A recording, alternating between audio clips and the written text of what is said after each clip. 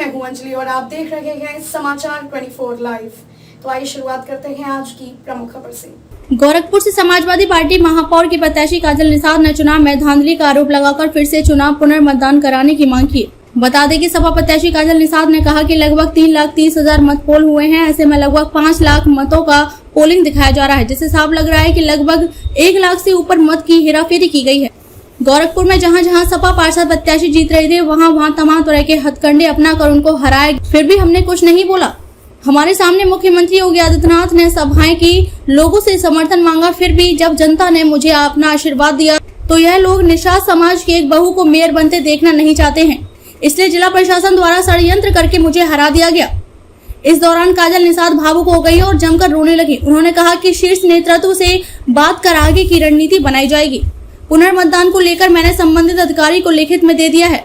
वहीं इस पूरे मामले पर जिला प्रशासन का कोई अधिकारी कुछ भी बोलने से बच रहे हैं। फिलहाल महापौर प्रत्याशी काजल निषाद यूनिवर्सिटी में बने मतगणना केंद्र पर समर्थकों के साथ मौजूद हैं, जहां वह रिकाउंटिंग और पुनर्मतदान को लेकर प्रशासन से बातचीत कर रही हैं। गोरखपुर से विनय तिवारी की रिपोर्ट। भूखे पेट ये सारे लोग जितने यहाँ खड़े मेरे यही सम्मान है ना इस देश में। विनेश भाई है सभी। तो क्या मांग कर रहे हैं आप? अजय भाई है सभी। अनुज यादव जी क्या लगातार यहाँ पे दिन रात रखवाली कर रहे थे, उसके बाद हमें परिणाम मिल रहा है।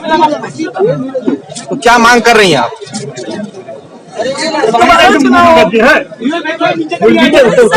मेरे जितने लोग दिन रात चले धूप में, इतनी कड़ी धूप में ये चुनाव करने में नहीं था। ये चुनाव धूप में हुआ था, कड़ी धूप में हम चल रहे थे बिना खाए पिए। ठीक से मैं तुमको चाय भी नहीं देती थी, लगातार चल रही थी, जनता मेरे साथ लगातार चल रही थी। मैं कैसे मानूं कि ये चुनाव मेरे पक्ष में है? मैं कैसे मानूं कि ये मेरे सब लोग हार गए? मैं कैसे मानूं कि मेरी जनता हार गई है? मैं पहले से कह रही थी ये जनता का चुनाव है। मैं पहले से कह रही थी कि निषाद समाज के मान प्रतिष्ठा का चुनाव है। मेरे समाज ने भर के वोट किया है, मुझे आशीर्वाद दिया है। मेरे गोरखपुर की जनता ने मुझे आशीर्वाद दिया है। मैं कैसे मान लूं कि निष्पक्ष चुनाव है? मैं कैसे मान लूं पारदर्शिता हो रही है? इतना सेंसिटिव मामला है तो क्या इनका कंप्यूटर अच्छी गुणवत्ता वाला नहीं है? ये सरकार जैसे रोड अच्छी गुणवत्ता का नहीं देते हैं, ये सर सामान भी जो है अच्छी गुणवत्ता का नहीं देते हैं, तो मुझे मान्य नहीं है। मैं कह रही हूँ कि दोबारा रिकाउंटिंग हो। जो भी आया होगा, पहले बूथ में कितना पड़ा, दूसरे वार्ड में कितना पड़ा, दिखाएगा ना। पहले जो दिखाएगा वही दिखाएगा, अगर पारदर्शिता बनाएगी। बैठ गए बाबू। धांधली हुई है भाई और कुछ नहीं हुआ है। यहाँ पे बहुत बड़ी धांधली हुई है। निष्पक्ष चुनाव नहीं हुआ है, पारदर्शिता वाला चुनाव नहीं हुआ है। जब 3,62,000 वोट पड़ा है, पता है सबको, इतना ही पड़ा है, ये रिकॉर्ड है, तो कैसे बता दिया कि 5 लाख वोट हो गया? कैसे बता दिया कि 2 लाख 3 लाख जो है बीजेपी वाले को मिला और 1 लाख काजल निषाद को मिला? कैसे मान लूँ मैं? कैसे मान लूँ?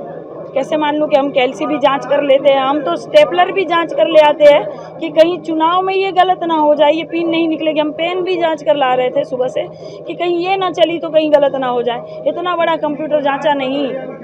कहाँ बाबा आदम का जमाने का कंप्यूटर चला रहे हैं क्या? इतना सेंसिटिव मामले में इतनी मेहनत हमने की है, हम नहीं मान सकते। ये निष्पक्ष चुनाव नहीं हुआ है।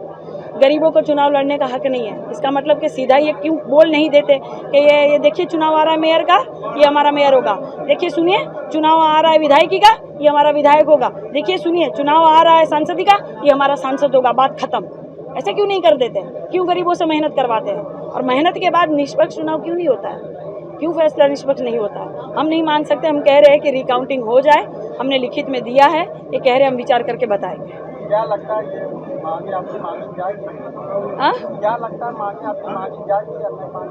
अब देखिए सरकार है, अधिकारी है, चुनाव आयोग है। अगर इतने ही निष्पक्ष होते तो इतना धांधली बड़ा नहीं होता। अब देखते हैं मानते हैं कि नहीं मानते हैं।